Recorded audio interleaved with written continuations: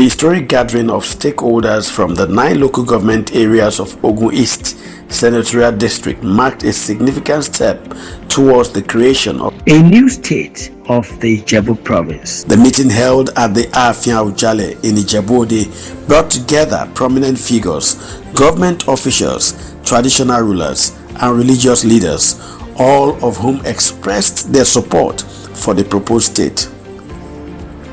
The Awujale of Ijebu land, His Royal Majesty Oba Sikiru Adetono, emphasized that the creation of a new state of the Ijebu province is long overdue. Citing the province's rich history and potential for growth, he urged the Remo and the Ijebu people to unite in their quest for statehood.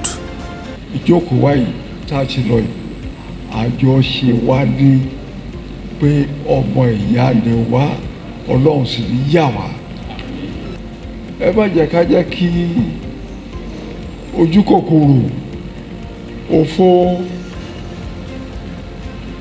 ọmọ sáré wa o, kò sí kankan bẹ́ẹ̀. Mo tún bẹ̀ wá gbogbo ẹ̀yà aláìlúwà, mo dúpẹ́ lọ́wọ́ yín o. Àrìpọ̀ ejò ló jẹ́ kán máa pa á. Tó bá rìn pọ̀ rárá o, kò sẹ́ tó bá ṣe kankan fún bí pé kó kẹ́sẹ̀ tilẹ̀ dé o. Àlàáfíà la bíbí o, àlàáfíà la máa padà sílé wa. Ọlọ́run sì ní ṣèjókòó yìí láṣepọ̀ fún wa o. Àwọn nǹkan tó dáa la bá filẹ̀ fún àwọn ọmọ wa. Ẹ má jẹ́ ká fi ti ara wa àìgbọ́kàn wa ká fi ṣe àwọn ọmọ wa tó ń bọ̀ lẹ́yìn o. Mo ń bẹ̀ yín ni o, ilé ẹ̀kọ́ nìkan ni mo bẹ̀ ọ́ tọ̀dọ̀ wa náà tó ká lè rówó lọ fún wọn lọ́hùn ni lẹ́gbẹ̀ẹ́ tá à ń bẹ̀ yìí ọlọ́kùn fún wa ṣe o. Kí kábíyèsí Awujale ti ilẹ̀ Ìjẹ̀bú.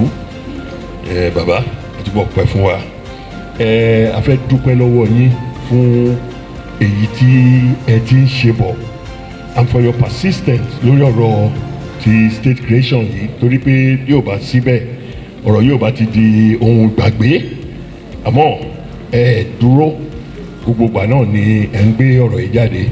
A dẹ̀ tún dúpẹ́ lọ́wọ́ excellency wa náà, ìyẹn Senator Gbénga Daniel, fún gbígbéjáde tó tún gbé jáde nínú Senate tí wọ́n dẹ̀ tún jẹ́ kí èdè náà ṣeé ṣe.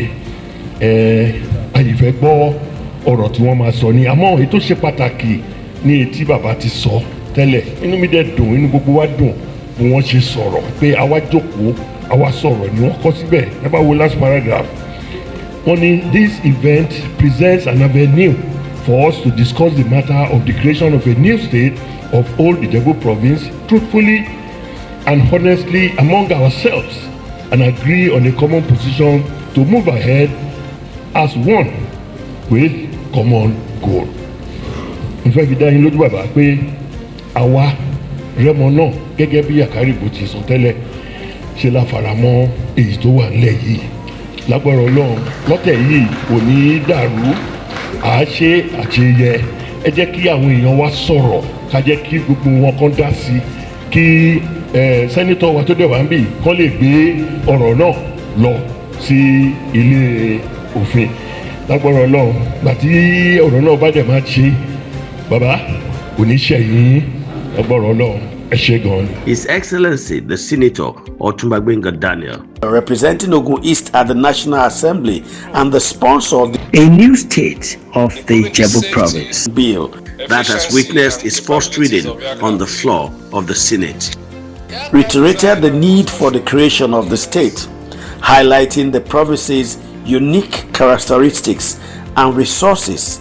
He noted that the old Ijebu province, established in 1923, is the only administrative province yet to become a state. I didn't bring this thing from nowhere. I went to do research, and in the process, there is nothing I have not read. I've seen this document, a case for the creation of new state made up of old Ijebu province from existing Ogun State, and everybody signed these documents. You cannot imagine. People who are dead, people who are alive, they signed these documents. There's another one, request for the creation of Ijebu Remo State from the existing Ogun State. Everybody signed this one. All our fathers, if I begin to show the signature here, you'll be shocked. I have things like Oba Funsho Adeolu, Dr. Taishularin, Dr. Jide Oshinaike,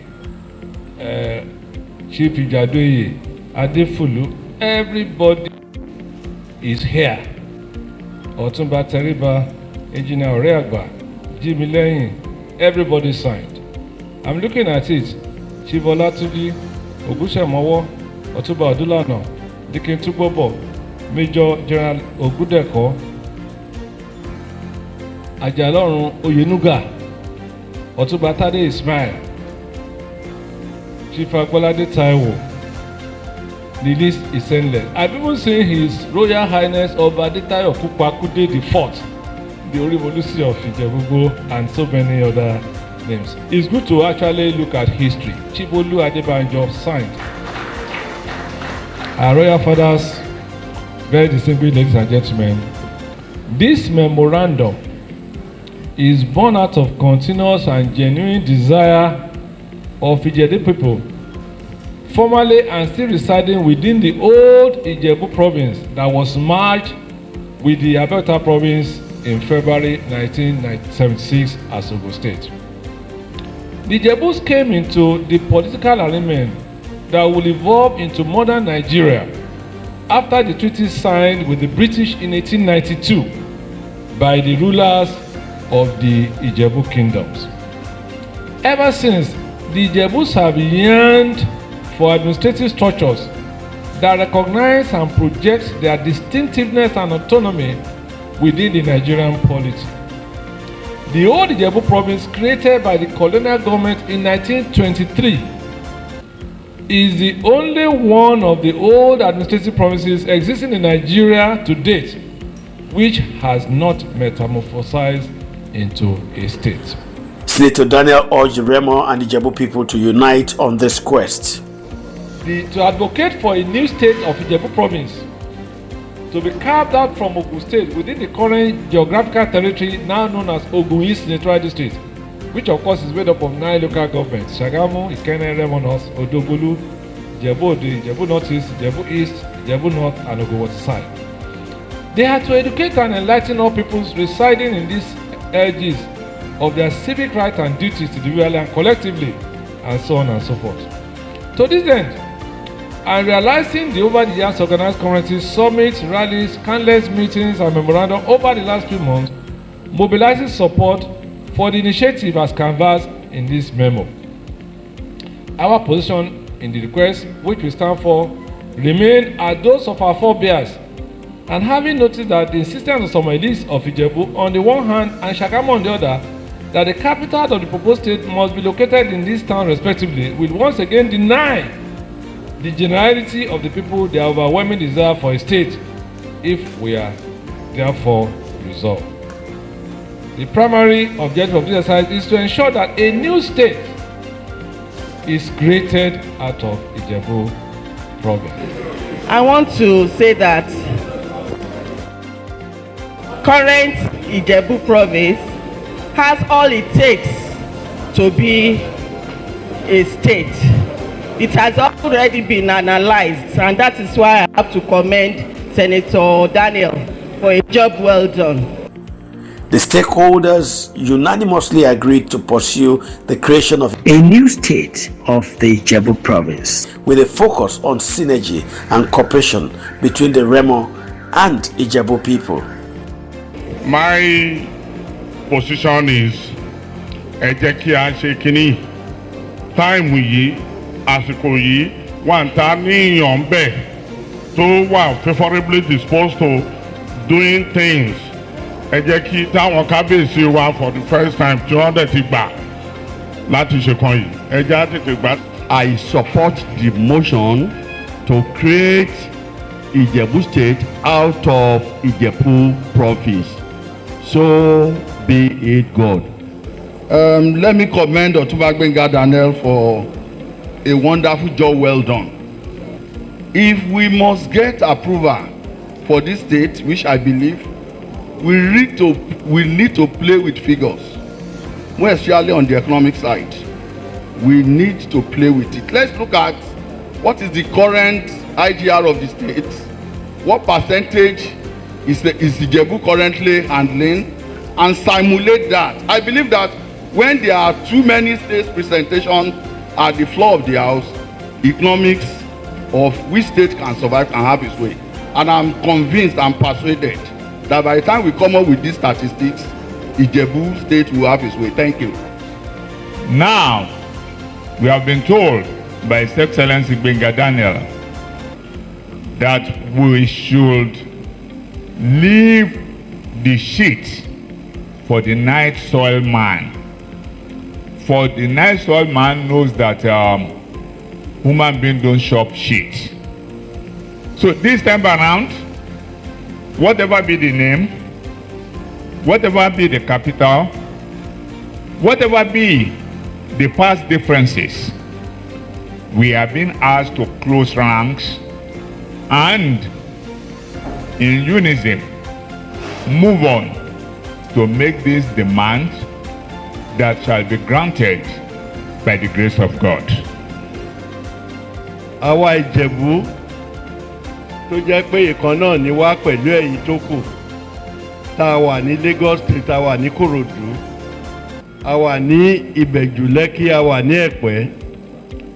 We are expressing our joy and congratulations that finally the Ijebu State will become a state instead of being joined to another province to make a state.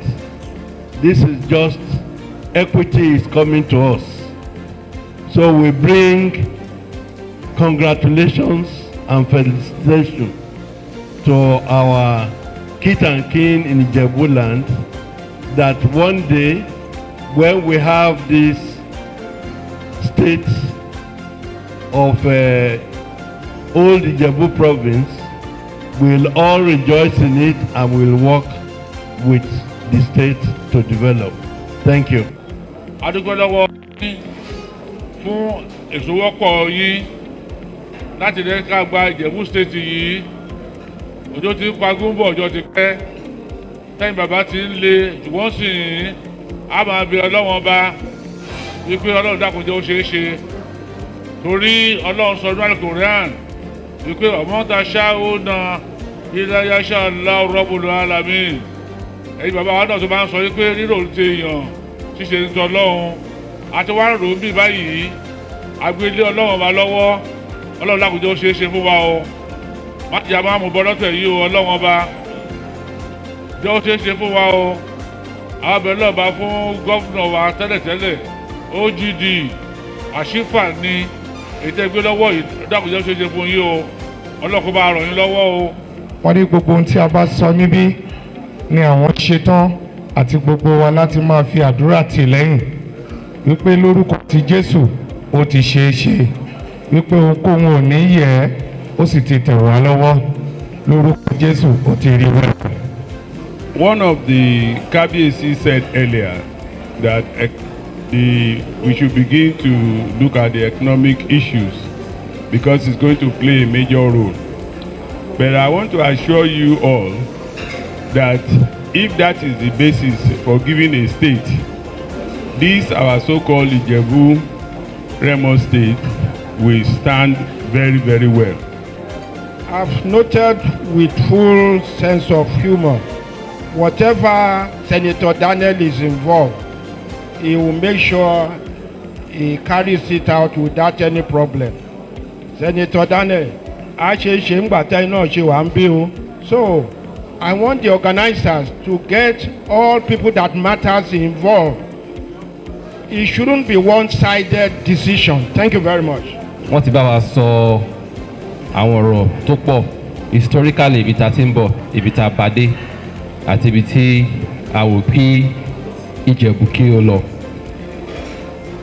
Ní orúkọ mi chairman Ìjẹ̀bú North àti gbogbo àwa chairman tí a wà ní Akilẹ̀ Ìjẹ̀bú mẹ́sẹ̀sán, a fi ọwọ́ sí gbogbo àṣàrò tí a ṣe ní ọ̀sán yìí nípa bí Ìjẹ̀bú àti Rẹ́mọ bí a gba òmìnira tá máa ní state tiwa náà. Àwọn ibi tí wọ́n bá fi ọ̀rọ̀ sí, a fi dá gbogbo àwọn orí adé lójú wípé àwa máa collaborate, a máa ṣiṣẹ́ pẹ̀lú wọn láti jẹ́ kí ó ṣeé ṣe. Thank you very much. We are going to play our own constitutional role. Torí lẹ́yìn tí alteration yìí bá ṣẹlẹ̀ l'Abuja, it's going to require our own concurrence too. We assure you we are in this together, and by the grace of God we shall win this time around. This time ká jọ̀wọ́ ká má jẹ́ kó dà wá rú rárá. Ìbáà jẹ́ Ìjẹ̀bú Rẹ́mọ, ìbáà jẹ́ Ìjẹ̀bú, whoever will cross that state, by the grace of God, ẹ jọ̀ọ́ ẹ jẹ́ ká fara mọ́. At the end of the meeting, a communique was signed by the Awujale of Ijebu land and the Elekpe of Ekpe, representing the Akarigbo of Remo land. This signified togetherness in the quest for statehood of the old Ijebu province out of present Ogun State, held on Thursday, 19 December 2024 at Afin Awujale, Ijebu. The meeting further appreciates the untiring efforts of Alailua, Oba Dr. S.K. Adetono, JCON, the Akarigbo of Ijebu land, and His Royal Majesty Oba Adewale Ajayi, CFR, the Akarigbo of Remo land, and our royal fathers for their efforts in particular, and not the members of the committees set up to harmonize all grey areas, if any, and urge the committees to expedite their works, including required advocacy, mobilization of resources, and groundwork necessary to achieve the objective. The meeting concluded by appreciating the efforts of the President of the Federal Republic of Nigeria, Asiwaju Bola Ahmed Tinubu, JCFR, to restructure the polity and enjoin all citizens to continue to support the administration. Signed, selected the signatures present at the meeting.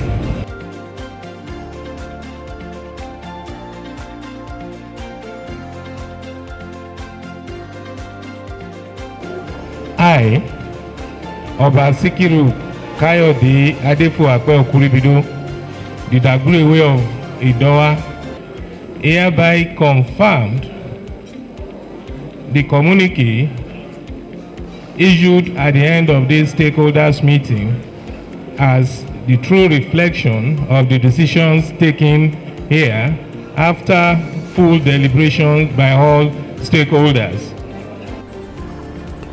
The argument for the creation of a new state from the old Ijebu province is rooted in historical precedent. In August 1991, several provinces that had been established as states were further divided into 2 or more states. Examples include Sokoto, Kano, Zamfara, and Oyo, amongst others. This development sets a valid and logical basis for the old Ijebu province to be transformed into a state given the historical context. It's reasonable to argue that the Ijebu province should be granted statehood without further delay. Oba S.K. Adetono and the representative of the Akarigbo of Remo land. Gentlemen, Alailua, I thank you all. Èyí tá a bá fi parí ẹ̀sẹ̀ di pé a dúpẹ́ lọ́wọ́ Ọlọ́run pé a dúpẹ́ níbi tá a ti bẹ̀rẹ̀. A dúpẹ́ ní títẹ̀ bá ṣe. A dúpẹ́ òye.